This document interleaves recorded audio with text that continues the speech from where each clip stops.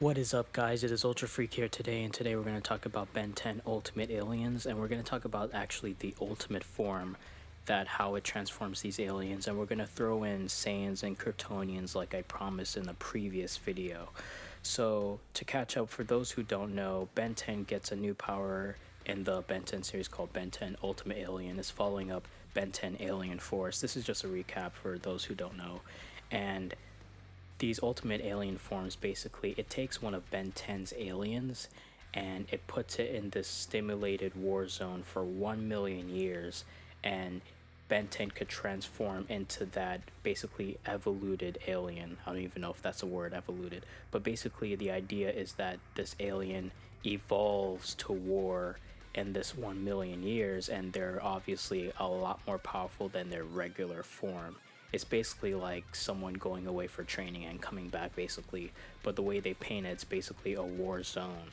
Even though the series is called Ultimate Alien, a lot of times this ultimate forms weren't really used that much, and it was used for only a handful of Ben 10's actual aliens. It wasn't used for the big, large, some of them that came in the series at that time, and to even further on expand upon that. So we're just going to touch upon this topic since it didn't use it that much, and obviously if it didn't use it that much, the series had nothing to explain.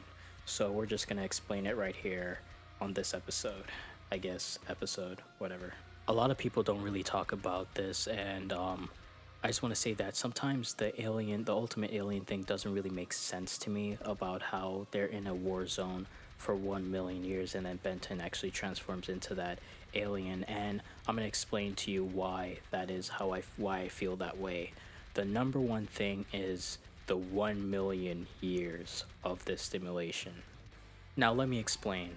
So basically, in fiction as a whole, we always have numerous amount of characters who start off as a human level weakling, and then later on down the series, or multiple seasons down the series, or even spin-off of the series, they're a lot stronger than what they could have ever imagined to be in the series. And all of these characters, usually this is all achieved within a human lifespan, and let's just estimate it as 100 years or something to push the limits. Now, look at Goku and Superman, and I know that Superman mostly is like a static character. Usually, whatever series he's written in, he's always that power. Usually, he never really gains like, oh, this is a new Superman ability, and then he's all powerful. But if you look more like at Goku, Goku goes from human level to universal level as of the recording of this video, even multi-universal, and so on. And that is all achieved within a human lifespan. And I know that Goku's a little bit crazy. Dragon Ball scaling as a whole is crazy, and maybe that example is a little bit too extreme. So, and I would use Naruto as another example, but that's just another anime. And so I was thinking, maybe I'm thinking about this the wrong way. Maybe I'm using too much of the whole comic book anime explanation where they go off to train for 2 years, they come back, and then they're so much more powerful. They're like a whole different person than who they ever was. So let's take a look at a more realistic evolutionary standpoint on these aliens. Like, what if you were to put an alligator or a shark in this simulation? How would they evolve after 1 million years?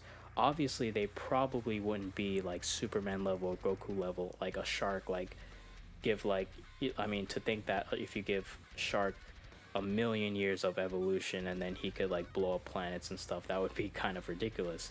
So I was thinking about that, and obviously animals have been evolving for millions of years, but still humans can conquer.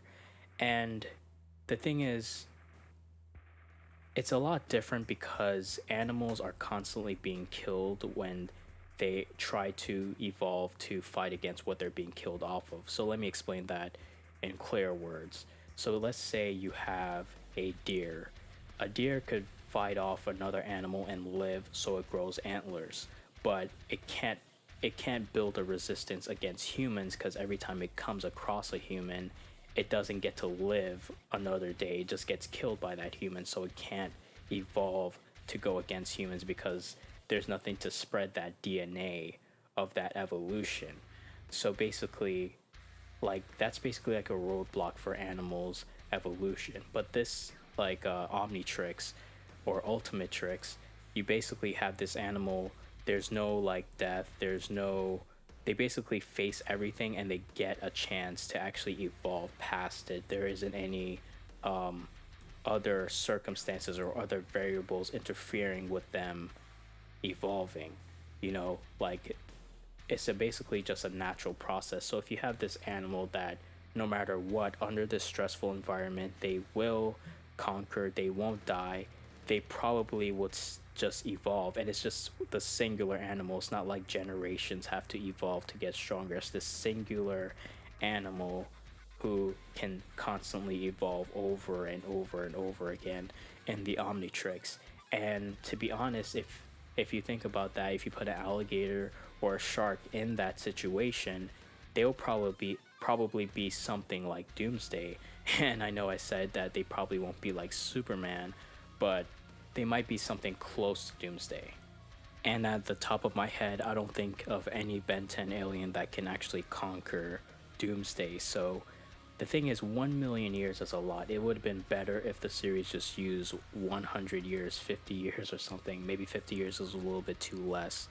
Um, like in the years or thousands of years is more plausible, actually. 1,000 years is a little more, but a million, and then to the thing is, any alien in a million, any one of those Ben 10 aliens, no matter how weak they are, like that would just be insane. Basically, all right, so just to put in perspective, if you put a gray matter in that situation to make an ultimate gray matter, that gray matter would basically be like Tony Stark. It would just come like when Ben 10 tries to transform into the gray matter, it would just be basically like an Iron Man suit, would assume, because they say about characters who have smart abilities, they basically invent things for battle, or it would just be so smart that it could use telekinesis to like a really really strong capacity. Even though Ben 10 already has an alien that does telekinesis, I can't remember the name on the top of my head,